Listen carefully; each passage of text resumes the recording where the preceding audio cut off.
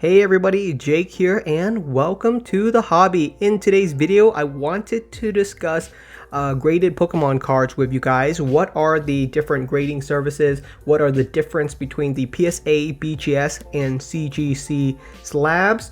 What are the costs? What are the pros? What are the benefits? Why you should get your Pokemon card graded? Which Pokemon cards should you be grading and what can you expect? So let's start off from the very beginning.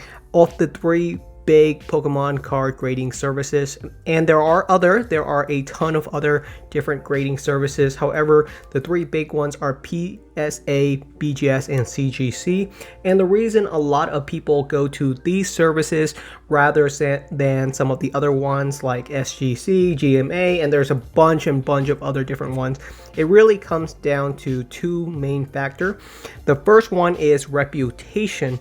Why do you grade your Pokemon cards? A big part of grading your Pokemon card is that a third party, someone that is supposed to be not biased, will be authenticating it. So now, when you are purchasing a Pokemon card, right, from a vendor and their Pokemon cards are not graded, then you really have a dilemma, because how do you know it's mint? They can take a bajillion picture, but the seller will always have you trump in terms of information.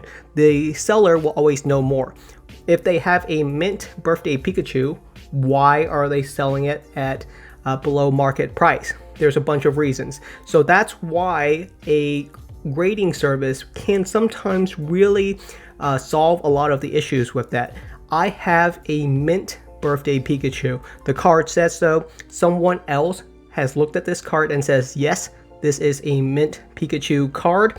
And what that does is it resolves a huge issue inside of the market, which is now both sides, both the sellers and the buyers, know exactly what they're buying. They're buying an authentic mint birthday Pikachu.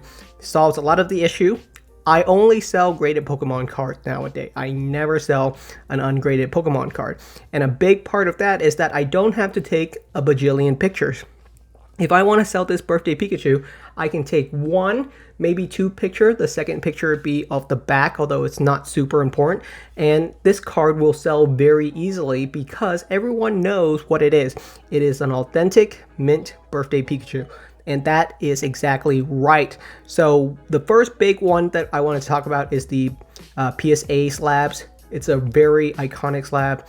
PSA owns most of the grading service when it comes to Pokemon cards. If you're grading a Pokemon card, most likely you're going to go with PSA. They're just the number one when it comes to graded Pokemon cards. Some people say they're not the best, and there are options if you don't want to use PSA. But the big part of why people use PSA is that they have the strongest reputation in the Pokemon hobby. They own most of the space. If you were to purchase a graded Pokemon card, most likely it will be PSA. They have a very generic label. I would say it's not the prettiest label, but it is very iconic. You can spot it from across the room and you always know it's a PSA graded card. The second big grading service is going to be BGS. Great grading service. They've been around for a long time. They are very different in terms of slabs compared to PSA. They have many different slabs depending on what kind of grade you get. You know, everyone knows about the black label you get when you have a gem mint card or a pristine 10 with BGS. Great label. I will say they're very different, and this is going to come down to what you like from your label, because if I can zoom in on this label, you're going to see that it's kind of perforated. It almost looks like someone had to rip and tear this label to get it inside of the slab. One major difference between BGS and PSA is that they offer subgrades for their card, which includes centering, edges, corners, and surface. By far, those are the 4 reasons why your card did not get a 10. The subgrades can be important. However, most people do not mind them too much. The big number is always going to be the most important 1. To get a BGS Black Label, I believe you have to have a 10 in every single category. They might allow one 9.5, and that is another huge difference between BGS and PSA, is that BGS does offer a 9.5 grade as well as a 10.0 grade, and with PSA they do not offer a 9.5, and that does create some issues when it comes to PSA grades, in that some cards are in between. There are cards out there that are between a 9 and a 10, but because PSA does not offer a 9.5 option, a lot of times the 9.5s will fall into a 10 or a 9. And what that means is you have 10 cards at PSA, which are realistically should have been a 9, and you have 9 cards that realistically could have been a 10. And that is one of the issues with the PSA grade, is that there's just too much leeway between a 9 and a 10. Last but not least, we have the CGC graded slab. They are the new dog in the game, and the CGC slab is one that a lot of people enjoy. The slab is very different. I definitely think it's a little bit more sleek. The corners are much more smooth compared to the PSA or the BGS slab. One thing that people, and this is going to be one of those things where you're either going to love it or you're going to hate it, and that is going to be that label at the very top. If you look at the label, it's pretty off center. I would give that centering on the score probably like a 6 out of 10 on centering. It's a really bad grade. So in general, the CGC slabs can sometimes have really bad centering inside of their labels, and it does affect the card, you know. When it comes to collectibles, we want things to be perfect, and this label is going to throw some people off. So these are the 3 big grading service, and there are pros and cons for each one.